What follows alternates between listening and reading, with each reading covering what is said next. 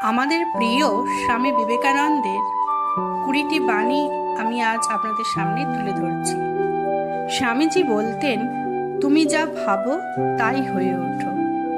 ধর্ম মানে জীবনে বাস্তব প্রয়োগ, কেবল উপাসনা নয়, কর্মই সত্য আরাধনা। তিনি বলতেন, পরের উপকার করো, নিজের জন্য নয়। সাহসী মানুষকে মহৎ করে তোলে।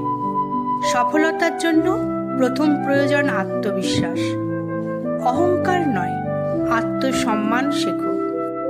কাজ করো নিঃস্বার্থভাবে, ফল চিন্তা করো না। শক্তি মানেই জীবন, দুর্বলতা মানেই মৃত্যু। পরিশ্রমই সাফল্যের চাবিকাঠি। ধর্ম আর বিজ্ঞান একে অপরের বিরোধী নয়। তিনি আরও বলতেন, জ্ঞান কখনো বাইরের থেকে আসে না, সে জাগে ভিতর থেকে। স্বামীজি বলতেন, নিজের ভিতরের শক্তিকে চেনো, তাহলেই সব পারবে।